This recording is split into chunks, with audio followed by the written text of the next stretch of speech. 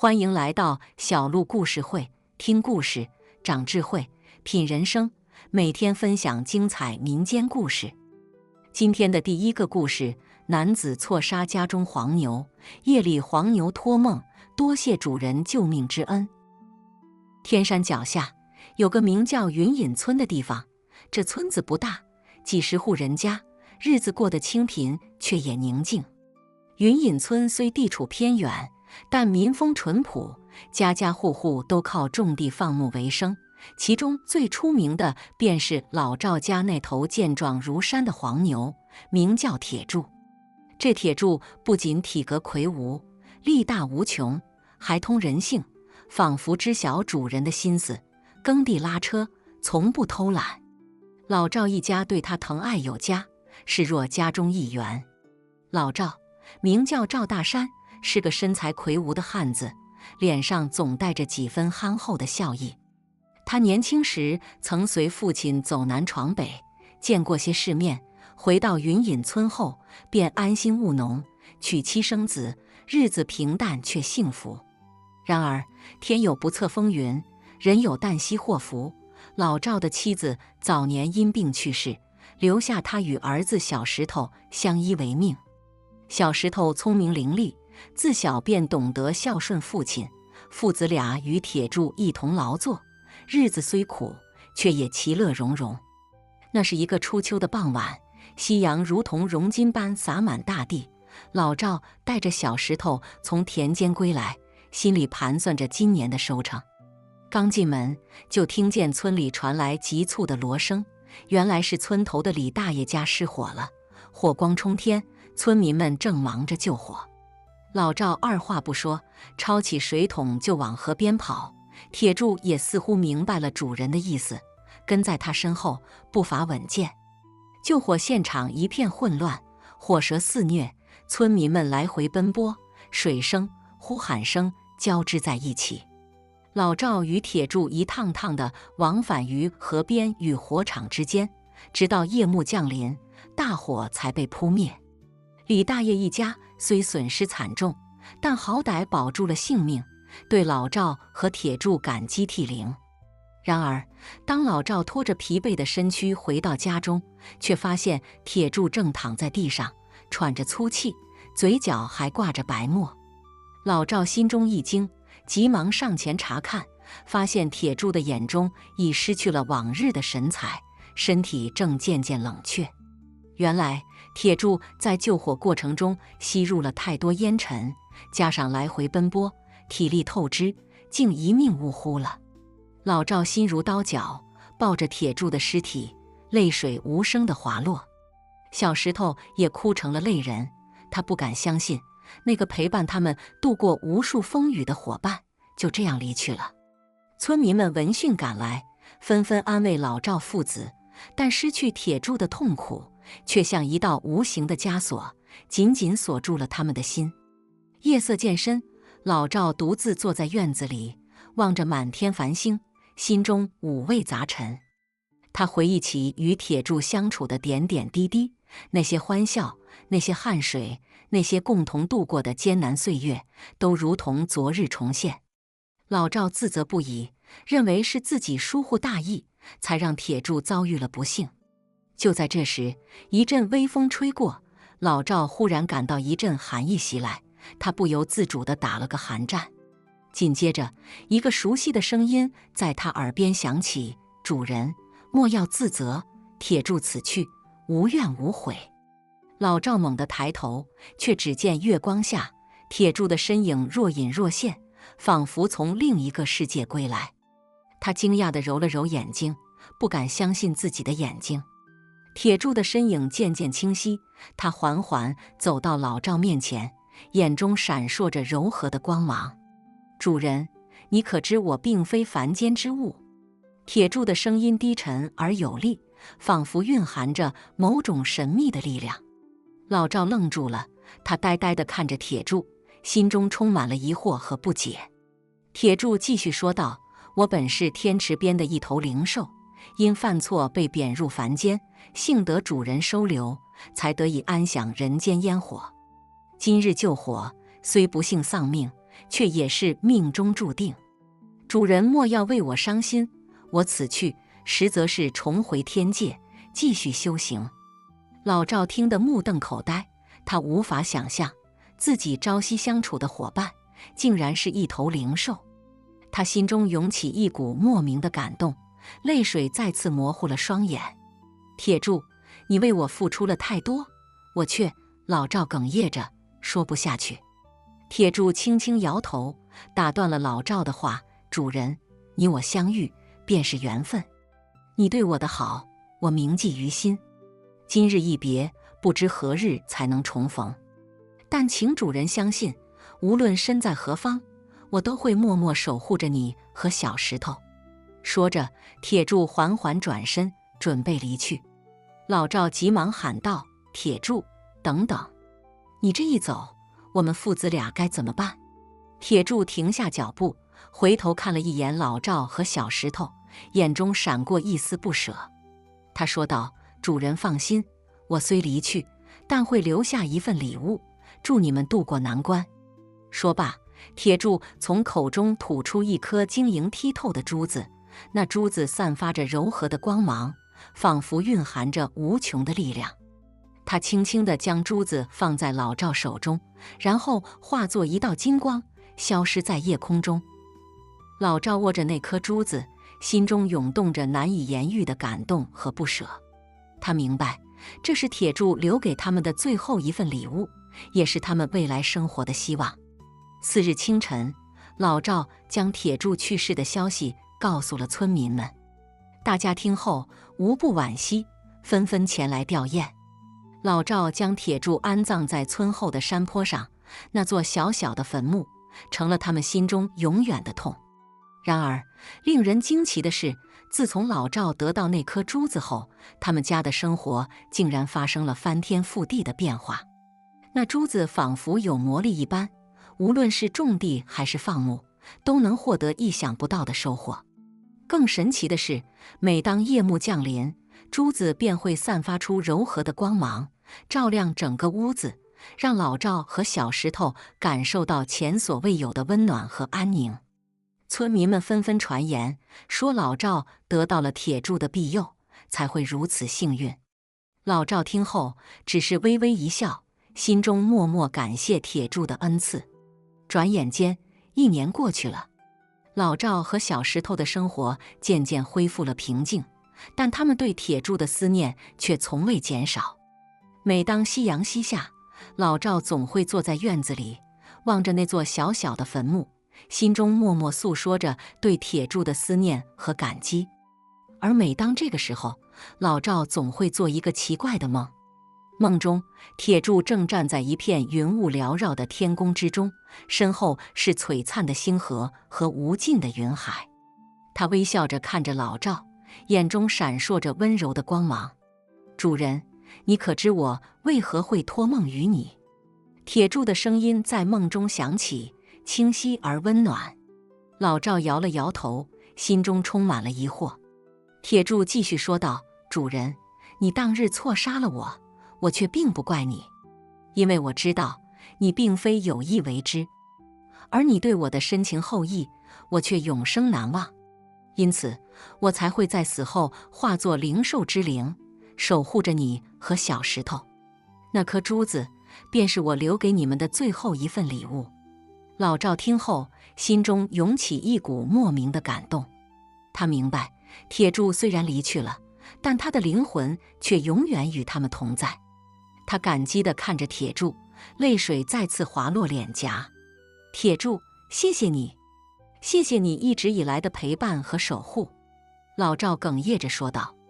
铁柱微笑着摇了摇头，说道：“主人，莫要如此客气，你我相遇便是最美的缘分，愿你在未来的日子里一切安好。”说罢，铁柱化作一道金光，消失在梦中。老赵从梦中醒来，心中充满了温暖和力量。他知道，无论未来如何，他都将带着铁柱的祝福和守护，勇敢地前行。从此，老赵和小石头的生活更加充满了希望和阳光。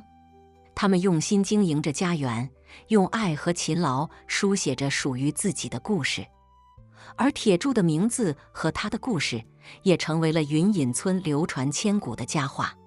且说那老赵自打得了铁柱留下的珠子后，日子是越过越红火。村里人都说，那是铁柱在天之灵保佑着老赵一家呢。老赵听了，心里头那个美呀，比吃了蜜还甜。他时常跟小石头念叨：“铁柱啊，铁柱，你在天上可得好好瞅瞅，咱爷俩现在过得老好了。”转眼间又是一年冬去春来。这天，老赵正忙着在地里播种，小石头在一旁帮忙浇水。阳光洒在身上，暖洋洋的，老赵心里头那个舒坦啊，别提多带劲了。就在这时，村头跑来一个汉子，气喘吁吁地喊道：“老赵，老赵，不好了，村西头的小河发大水了，快去看看吧。”老赵一听，心里咯噔一下。那条小河是村里的命脉，一旦决堤，整个村子都得遭殃。他扔下手中的活计，拔腿就往村西头跑去。到了河边一看，好家伙，河水跟脱缰的野马似的，疯狂地往村子里涌。村民们正忙着用沙袋堵缺口，可那水势太猛，沙袋刚放下去就被冲走了。老赵心里急呀，他环顾四周，一眼瞅见了自己家的那头老黄牛。虽然铁柱已经不在了，但这头老黄牛也是陪伴了他们多年，忠心耿耿。老赵一咬牙，决定把老黄牛也牵来帮忙。他跑到牛棚，解开老黄牛的缰绳，一边拽着它往河边跑，一边喊道：“老伙计，这回可得靠你了。”到了河边，老赵让几个小伙子帮忙把老黄牛拴在了一棵大树上，然后让它站在缺口处，用身体挡住洪水。老黄牛似乎也明白了主人的意思，它低下头，用尽全身力气，四蹄稳稳地扎在地上，任由洪水冲刷着自己的身体。村民们见状，也都纷纷效仿，把自家的牛羊都牵来，用同样的方法堵住了其他几个缺口。经过一番艰苦的努力，终于肆虐的洪水被驯服了，乖乖地流回了河里。村民们欢呼雀跃，庆祝这场胜利。老赵看着累得瘫倒在地的老黄牛，心疼得直掉眼泪。他抚摸着老黄牛的背，感激地说：“老伙计，这回真是多亏了你。”老黄牛仿佛听懂了主人的话，轻轻地晃了晃头，眼里闪过一丝疲惫却满足的光芒。然而，这场洪水虽然被挡住了，但村子里的房屋和农田却遭受了不同程度的损坏。村民们面临着重建家园的艰巨任务。老赵心里明白，单靠自己的力量是不够的，必须团结起来，才能共度难关。于是他召集了全村的男女老少，开了一个大会。会上，老赵动情地说：“乡亲们，这场洪水虽然给我们带来了灾难，但也让我们更加团结了。我相信，只要我们齐心协力，就没有克服不了的困难。咱们一起动手，重建家园吧。”村民们听了老赵的话，都纷纷点头赞同。接下来的日子里，大家互帮互助，重建房屋，修复农田，疏通河道，整个村子呈现出一片热火朝天的劳动景象。在这个过程中，老赵家的那颗珠子也发挥了巨大的作用。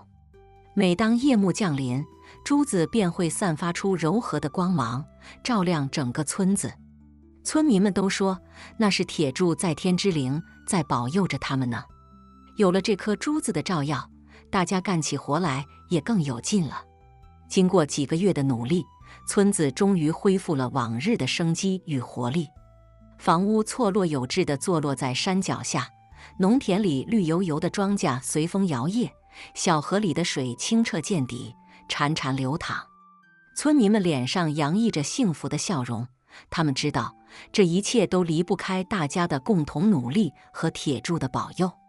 这天晚上，老赵坐在院子里，仰望着满天繁星，心里头感慨万千。他想起铁柱生前的点点滴滴，心中涌起一股暖流。就在这时，一阵微风吹过，老赵忽然感到一阵困意袭来。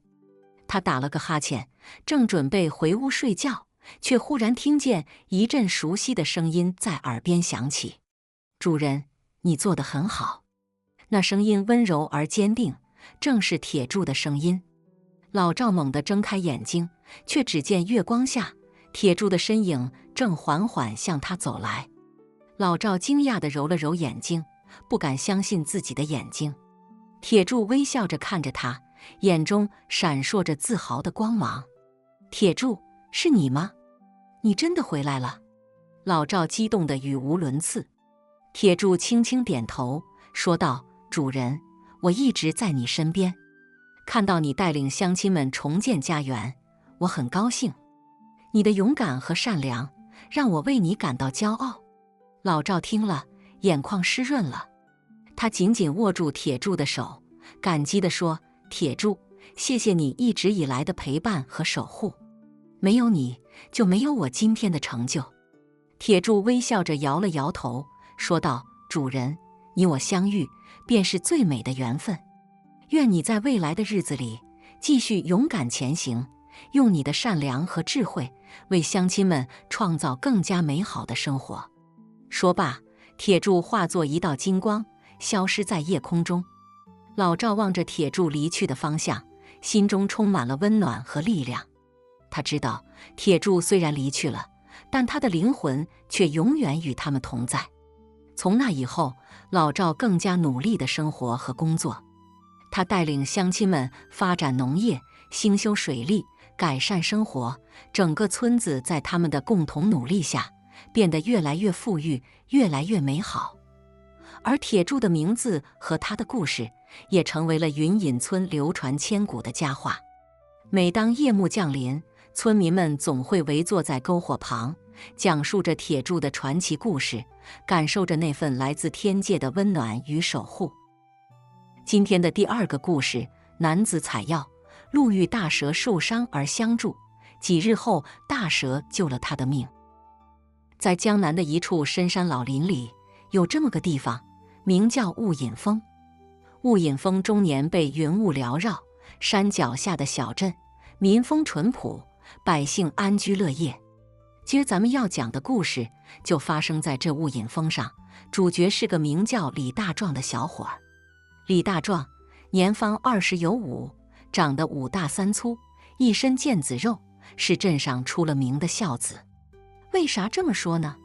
因为他娘自打生下他之后，身子骨就一直不太好，这些年更是药不离口。李大壮为了给娘治病，把家里能卖的都卖了，最后就剩下一间破草房和几亩薄田。可即便如此，他也从没放弃过给娘治病。平日里除了种地，还会上山采些草药补贴家用。这天天刚蒙蒙亮，李大壮就背起了他那破旧的竹篓，揣上干粮，拿着一把磨得锃亮的小锄头，朝着雾隐峰出发了。一路上鸟语花香，溪水潺潺，李大壮心情格外舒畅。他一边哼着小曲儿，一边在山林间穿梭，眼睛还不忘四处搜寻那些能入药的草木。走了约有半个时辰，李大壮来到了一片密林深处。这里阳光稀薄，树木参天，脚下是厚厚的落叶，踩上去软绵绵的。正当他低头寻找药材时，突然一阵窸窸窣窣的声音从前方传来。李大壮心头一紧，手里的锄头也下意识地握紧了几分。他小心翼翼地靠近声音来源，拨开灌木丛一看，眼前的一幕让他倒吸了一口冷气。只见一条水桶粗细的大蛇正蜷缩在地上，身上布满了黑色的鳞片，在阳光下泛着幽光。大蛇的腹部有一道深深的伤口，鲜血正鼓鼓地往外流，看起来伤势不轻。李大壮虽然是个胆大的汉子，但看到这么大一条蛇，心里也不免有些发怵。可转念一想，娘常说万物有灵，这大蛇受伤如此之重，若不救治，恐怕性命难保。想到这里，李大壮的同情心油然而生。他四下张望了一番，发现不远处长着几株止血的草药。李大壮连忙跑过去，连根拔起几株，又匆匆跑回大蛇身边。他小心翼翼地用草药敷在大蛇的伤口上，然后从衣服上撕下一块布条，轻轻地将伤口包扎好。做完这一切，李大壮拍拍手上的泥土，对大蛇说道：“大蛇呀，大蛇，我也只能帮你到这里了，希望你能快点好起来。”大蛇似乎听懂了李大壮的话，抬头看了他一眼，眼中闪过一丝感激之色，然后缓缓爬进草丛中消失了。李大壮见状，心中一阵温暖，转身继续采药去了。几天后的一个傍晚，李大壮采药归来，刚走到家门口，就听到屋里传来娘的咳嗽声。他心头一紧，快步冲进屋里，只见娘躺在床上，脸色苍白，气息微弱。李大壮连忙放下竹篓，跑到娘跟前，焦急地问道：“娘，你这是咋了？咋病得这么重？”娘勉强挤出一丝笑容，说道：“没啥大事，就是老毛病犯了。大壮啊，娘这身子骨怕是撑不了多久了，娘走后，你可要好好照顾自己。”李大壮一听这话，眼泪唰的就下来了。他紧紧握住娘的手，哽咽着说道：“娘，你别这么说，儿子一定会想办法治好你的病。”娘摇了摇头，叹了口气，不再言语。李大壮见娘这般模样，心里像刀割一样疼。他擦干眼泪，决定连夜去镇上请大夫。可刚走到村口，天空突然乌云密布，电闪雷鸣，不一会儿，大雨倾盆而下。李大壮没法子，只好又返回家中。雨越下越大，豆大的雨点打在窗户上，噼里啪啦地响个不停。李大壮坐在娘床边，心急如焚。就在这时，一阵急促的敲门声响起。李大壮一愣，心想这大半夜的，谁会来敲门呢？他起身打开房门，只见门外站着一位身穿黑袍的道士。那道士身形瘦削，面色蜡黄，一双眼睛却炯炯有神。“请问这里是李大壮家吗？”道士问道。李大壮点了点头，疑惑地问道：“您是？”道士自报家门道：“贫道乃茅山派弟子玄机子，特来此地救你母亲一命。”李大壮一听，顿时喜出望外，连忙将道士请进屋里。道士走到床前，仔细看了看李大壮的娘，然后从怀中掏出一颗闪闪发光的丹药，喂进了他嘴里。不一会儿，李大壮的娘就悠悠转醒了，气色也好了许多。李大壮感激涕零，就要跪下磕头谢恩。道士连忙扶起他，说道：“贫道此番前来，实则是受人所托。你前几天救了一条大蛇，对不对？”李大壮一听这话，心里咯噔一下，点了点头。道士继续说道：“那条大蛇乃修炼千年的灵蛇，他感念你的救命之恩，特托我来救你母亲一命。不过贫道只能保他一时，若要根治此病，还需找到一味珍稀药材——千年灵芝。”李大壮一听，眉头紧锁，问道：“那千年灵芝长在何处？”道士叹了口气，说道：“千年灵芝乃天地灵物，生长在极阴极寒之地，雾隐峰深处便有一处这样的所在。但那里凶险异常，常有妖魔鬼怪出没，你此去定要小心。”李大壮一听这话，心里反而踏实了。他知道，为了娘，自己就是上刀山下火海也在所不惜。于是他向道士深深鞠了一躬，说道：“多谢道长指点迷津，明日一早，我便前往雾隐峰寻找千年灵芝。”道士见状，从怀中掏出一把符咒和一把短剑，递给李大壮，说道：“这两样东西你收好，关键时刻能保你一命。”李大壮接过符咒和短剑，感激不尽。道士嘱咐了几句，便飘然而去。李大壮望着道士远去的背影，心中充满了敬意。第二天一大早，李大壮便背着竹篓，带着符咒和短剑，踏上了寻找千年灵芝的征途。一路上，他披荆斩棘，翻山越岭，走的那叫一个艰难。可一想到娘还在家里等着自己，他就浑身充满了力量。走了约有半日，李大壮来到了一处山谷。只见山谷中寒气逼人，四周布满了厚厚的冰层，连空气都仿佛凝固了一般。他小心翼翼地走进山谷，只见前方不远处果然长着一株通体雪白的灵芝，散发着淡淡的荧光，想必就是千年灵芝了。李大壮心中大喜，刚要上前采摘，突然一阵阴森的笑声从四面八方传来。紧接着，只见一只只奇形怪状的鬼怪从冰层中钻了出来，将他团团围住。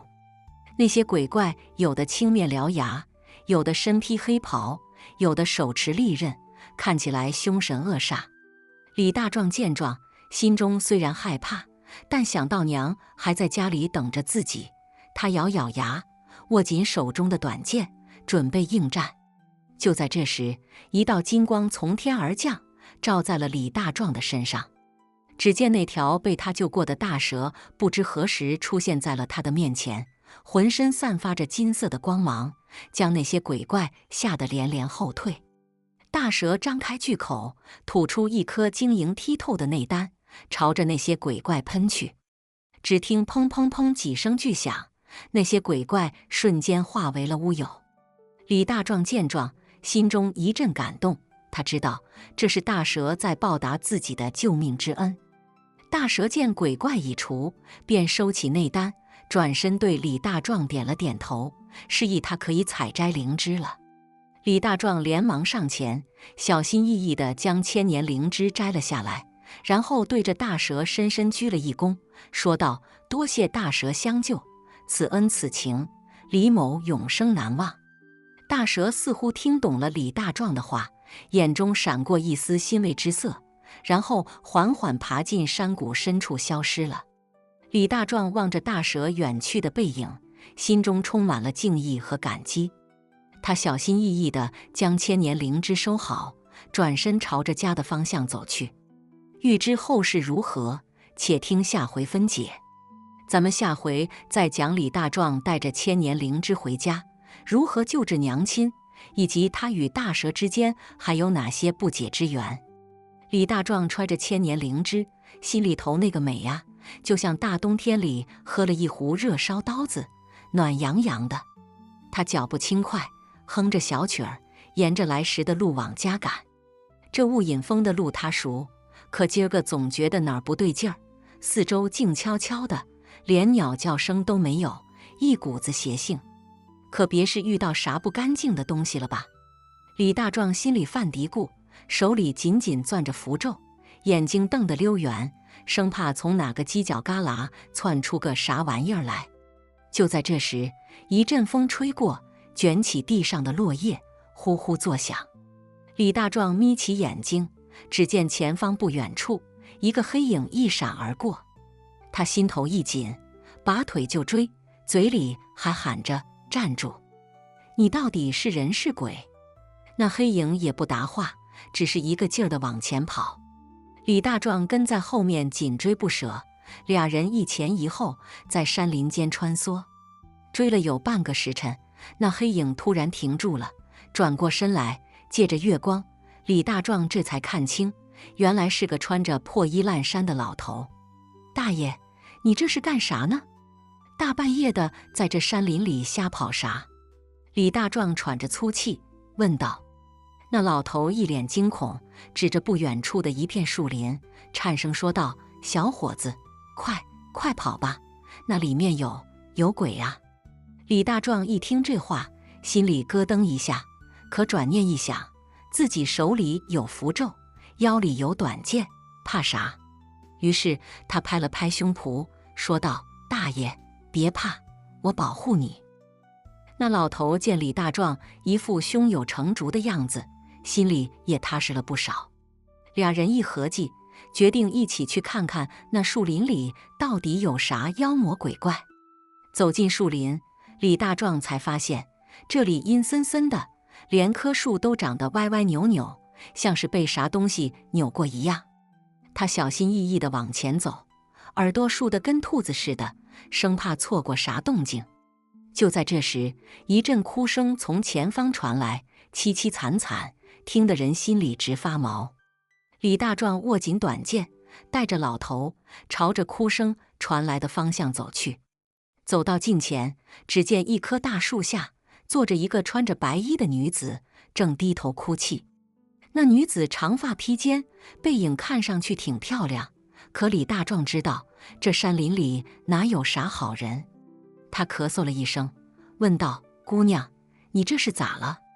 有啥事儿跟我说，我帮你解决。”那女子抬起头，一张脸白得跟纸似的，眼眶红红的，像是刚哭过。她看了李大壮一眼，说道：“公子，我迷路了，能带我回家吗？”李大壮一听这话，心里犯了嘀咕，这深山老林的，哪来的姑娘？他刚要拒绝，只见那女子突然站起身来，朝着他扑了过来。李大壮眼疾手快，一闪身躲开了。只见那女子扑了个空，摔倒在地，瞬间变成了一只浑身是血的厉鬼。妈呀，鬼呀！李大壮吓得连退了好几步，手里的符咒和短剑都差点扔了。那厉鬼站起身来，张开血盆大口，朝着李大壮扑了过来。李大壮连忙掏出符咒，念动咒语，只见一道金光闪过，符咒贴在了厉鬼的额头上。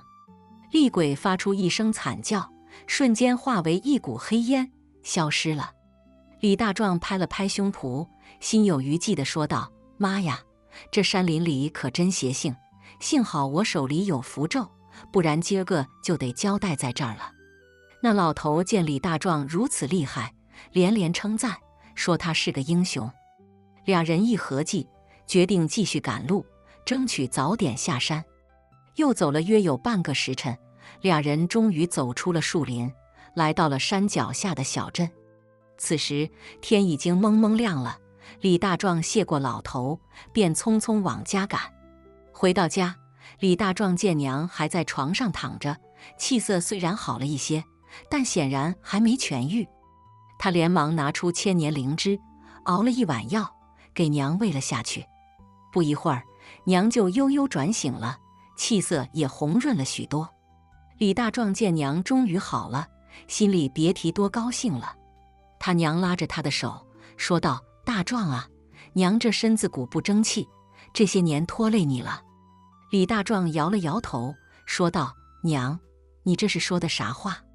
儿子孝顺你是应该的。”娘听了这话，眼里泛起了泪花。她擦了擦眼泪，说道：“大壮啊，娘知道你是个孝顺的孩子，可娘这身子骨怕是好不了几天了。娘走后，你可要好好照顾自己，找个好姑娘，成个家。”李大壮一听这话，眼泪又下来了。他紧紧抱住娘，说道：“娘，你别这么说，儿子一定会想办法治好你的病。”娘叹了口气，说道：“傻孩子，娘的病娘自己知道，这千年灵芝虽然能保命，但治不了根。娘走后，你要记得，不管遇到啥困难，都要坚强地活下去。”李大壮点了点头，心里暗暗发誓，一定要好好活着，不让娘失望。接下来的日子里，李大壮陪在娘身边，尽心尽力地照顾她。娘的身体也渐渐好了起来，虽然还不能下床走动，但气色已经好多了。李大壮知道，这都是千年灵芝的功劳。他暗暗决定，等娘完全好了，自己一定要去雾隐峰，好好谢谢那条大蛇。日子一天天过去，娘的病终于痊愈了。李大壮高兴得像个孩子，拉着娘的手，在院子里转了好几圈。娘也笑得合不拢嘴，说自己终于能下床走动了。这天，李大壮带着娘一起来到雾隐峰。他们在山脚下摆上供果，点上香火，感谢大蛇的救命之恩。娘也连连磕头，说自己这条命是大蛇给的。就在这时，一阵风吹过，只见那条大蛇缓缓从山林间走来。它停在李大壮和娘面前，抬起头，用那双炯炯有神的眼睛看着他们。李大壮和娘连忙跪下，感谢大蛇的救命之恩。大蛇似乎听懂了他们的话，点了点头，然后缓缓爬进山林深处消失了。从此以后，李大壮和娘过上了幸福的生活。他们时常会想起那条大蛇，心里充满了感激。而雾隐峰也成了他们心中的圣地，每当有空的时候，他们就会来到山脚下，感谢大蛇的救命之恩。今天的最后一个故事，男子钓到一条鳗鱼，妻子嘴馋炖了鳗鱼，索你全家性命。在清朝末年，江南水乡有个叫柳河的小镇，镇上住着个名叫李二的男子。这李二是个渔夫，每日里在柳河上打鱼为生，日子过得还算安稳。这天，李二起了个大早，吃了媳妇王翠花做的玉米饼子，就扛着鱼竿，提着鱼篓，来到了河边。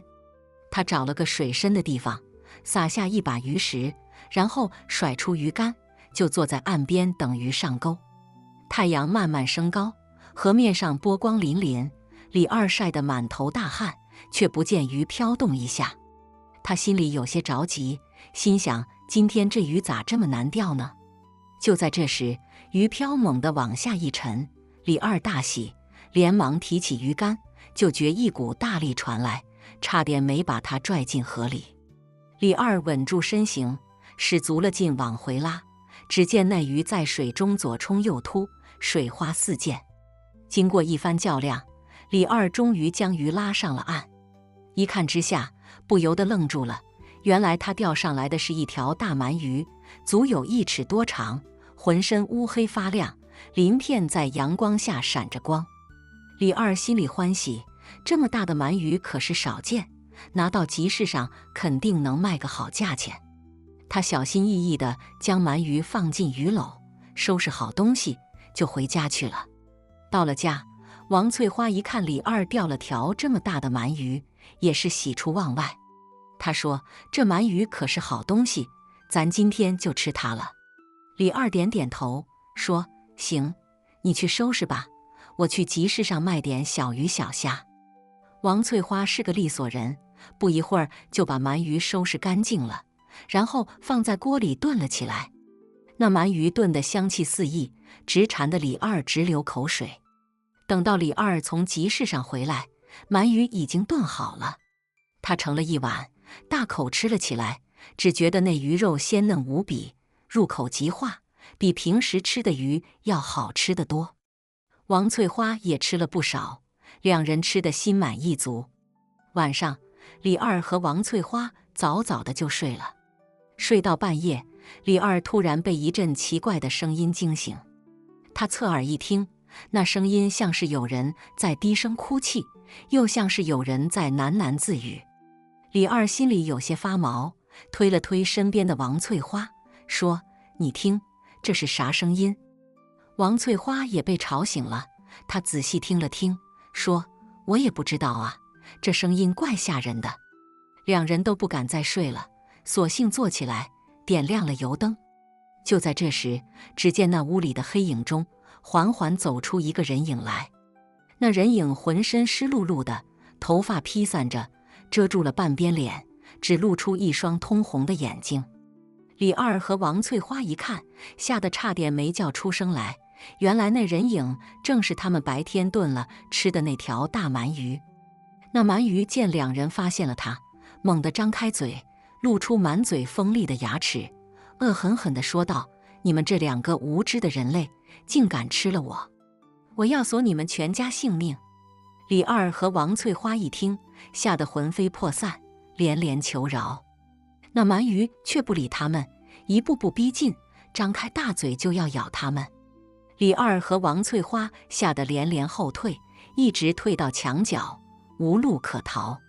就在这时，只听砰的一声，屋门被撞开了，一个身穿道袍的老道士闯了进来。他手持一把桃木剑，大喝一声：“妖孽，休得伤人！”那蛮夷一见老道士，眼中闪过一丝惧意，但随即又嚣张起来，说：“你这老道，竟敢管闲事！你可知道我是谁？”老道士冷哼一声，说：“我当然知道你是谁，你不过是一条修炼了几百年的蛮夷精罢了。你今日害人，我岂能饶你？”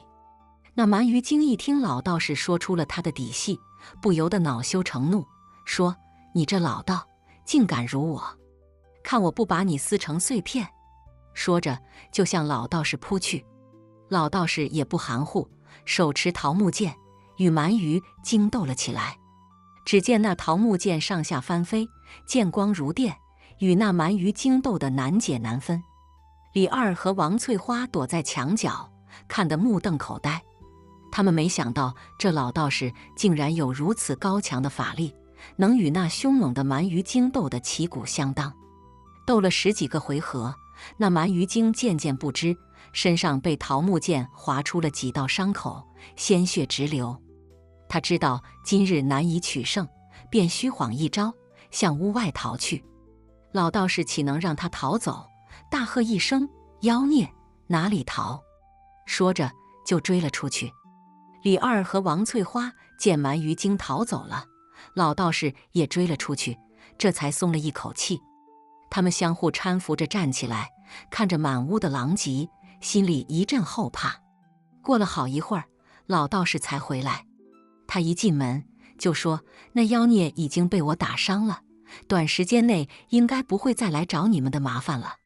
不过你们还是要小心为妙。”李二和王翠花连忙向老道士道谢，说：“多谢道长救命之恩，我们一定小心。”老道士摆摆手，说：“不用谢我，我也是路过此地，见有妖气才进来的。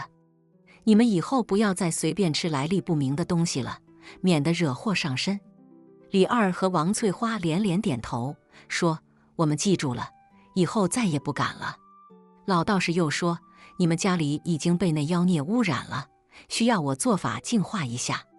你们先出去，在院子里等我。”李二和王翠花不敢怠慢，连忙收拾了一下就出去了。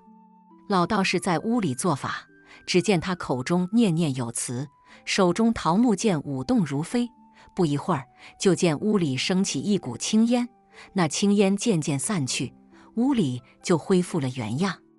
老道士做完法，打开门，对李二和王翠花说：“好了，你们可以进来了。我已经把屋里的妖气驱除了，以后你们就可以安心住在这里了。”李二和王翠花感激不尽，连忙请老道士进屋喝茶。老道士推辞不过，只好进屋坐了一会儿。他喝了口茶，说：“你们以后要小心行事。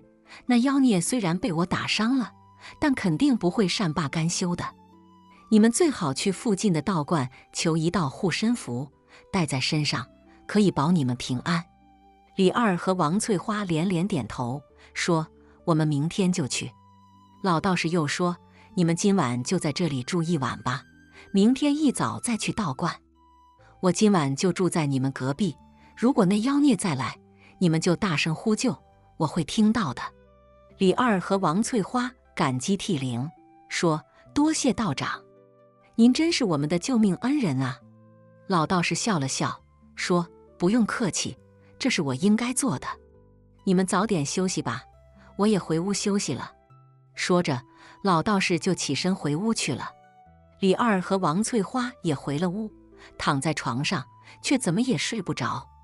他们想着今天发生的事情，心里一阵后怕，又想着那老道士的恩情，心里又是一阵感激。就这样，两人躺在床上，一直折腾到天亮，才迷迷糊糊地睡着了。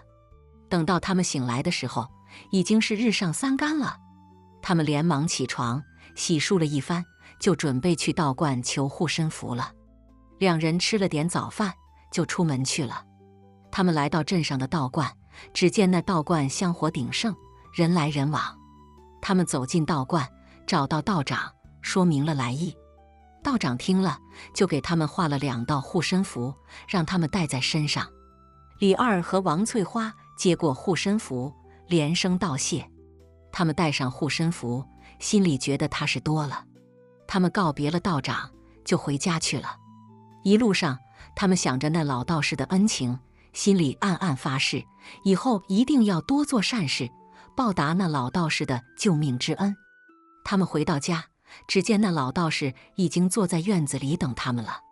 李二和王翠花连忙上前打招呼，说：“道长，您起得真早啊。”老道士笑了笑，说：“我也是刚起床。你们求到护身符了吗？”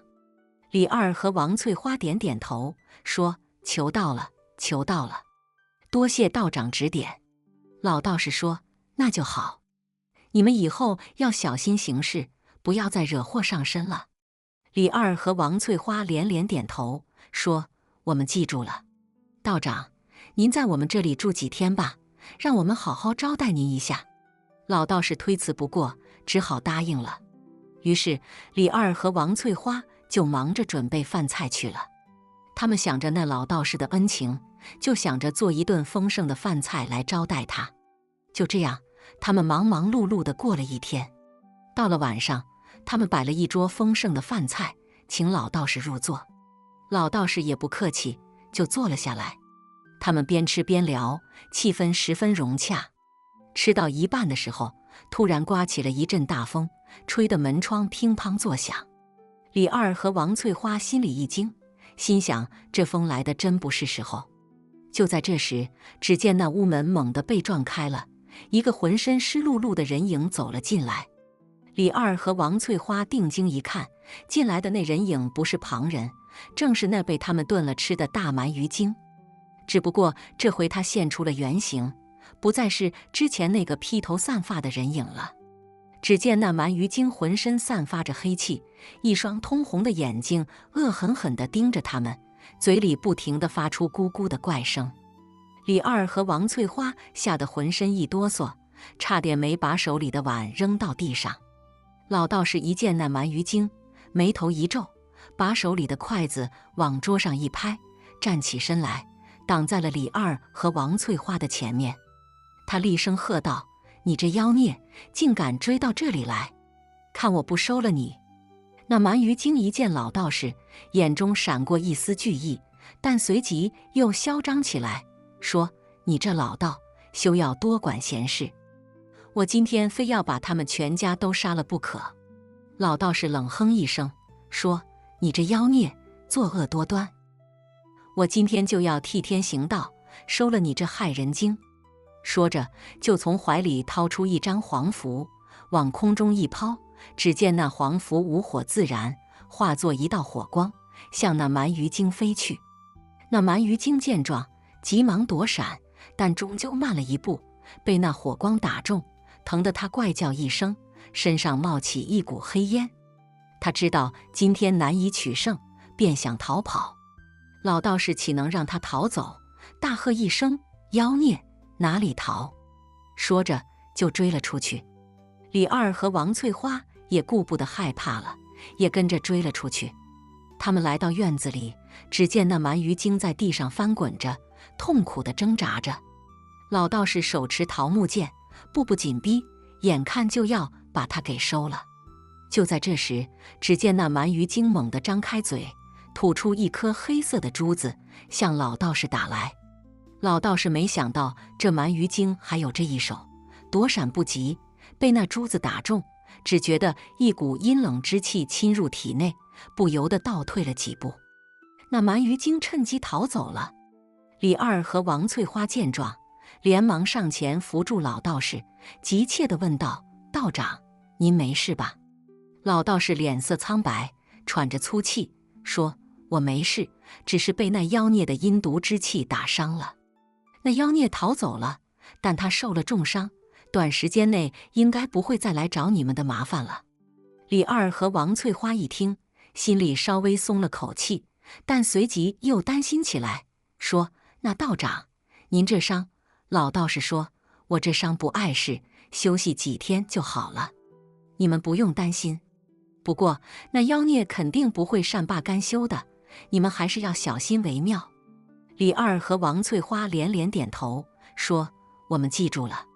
道长，您就在我们这里多住几天吧，等您养好了伤再走。”老道士想了想，说：“也好，那我就再住几天吧。”于是李二和王翠花就把老道士扶进屋里，让他躺在床上休息。他们则忙着给老道士熬药、做饭，照顾得无微不至。老道士在李二家住了几天，伤势渐渐好转。在这期间，那蛮鱼精果然没有再来。李二和王翠花心里稍微安了点心，但也不敢掉以轻心，每天都小心翼翼地防范着。这天晚上，老道士对李二和王翠花说：“我在你们这里住了这么多天，伤势已经痊愈了，我也该走了。”李二和王翠花一听，心里有些舍不得，说：“道长，您再多住几天吧，我们还没好好报答您的恩情呢。”老道士笑了笑，说：“不用客气，你们已经照顾得很好了。我出来云游四方，还有很多地方要去，你们以后要小心行事，如果再有什么麻烦，就到附近的道观来找我。”李二和王翠花只好答应了。他们给老道士准备了一些干粮和盘缠，就送他出门了。老道士走了以后，李二和王翠花又恢复了往日的生活。他们每天都小心翼翼地防范着那蛮鱼精，但日子久了，也没见那蛮鱼精再来，心里就渐渐放松了警惕。这天，李二和王翠花去集市上买东西。他们在集市上逛了一会儿，就来到一个卖鱼的摊位前。那摊位上摆着各种各样的鱼，新鲜的、冷冻的都有。李二和王翠花看着那些鱼，不由得想起了那条被他们炖了吃的大鳗鱼，心里一阵后怕。就在这时，只见那摊位上有一条鱼突然跳了起来，溅了他们一身水。他们定睛一看，那鱼竟然是一条小鳗鱼。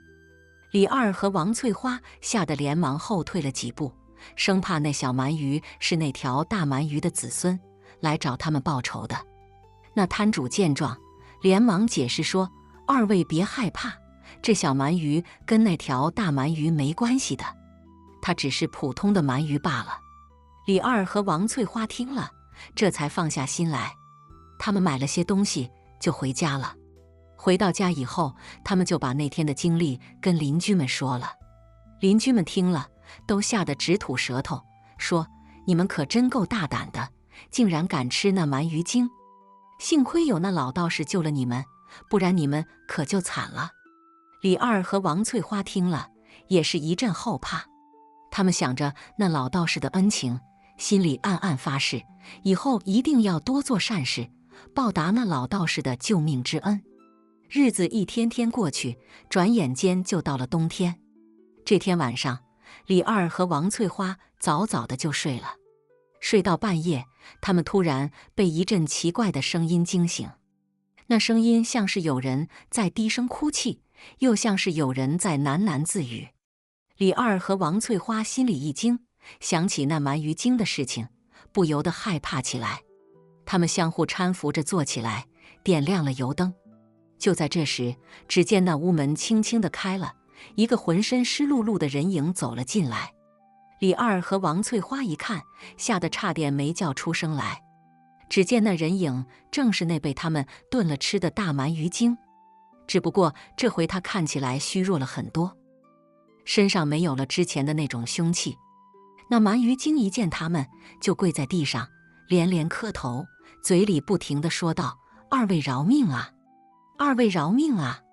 李二和王翠花一愣，心想这鳗鱼精怎么突然来求饶了？他们相互看了一眼，不知道该怎么办才好。就在这时，只见那鳗鱼精又说道：“我知道我之前做了错事，不该害人，但我也是被逼无奈呀。我修炼了几百年，眼看就要修成正果了，却被那该死的渔网给网住了。我拼命挣扎，才逃了出来，但已经身受重伤。我无处可去，只好躲在这附近的河里休养。那天我实在是饿极了，才上岸来找点吃的，没想到却被你们给炖了吃了。我知道这是我的错，但我求求你们，饶我一命吧！我愿意用我所有的法力来报答你们。李二和王翠花一听，心里有些动容。他们看着眼前的这条鳗鱼精，想起他之前的凶恶模样，再看看他现在的虚弱样子，不由得有些同情起来。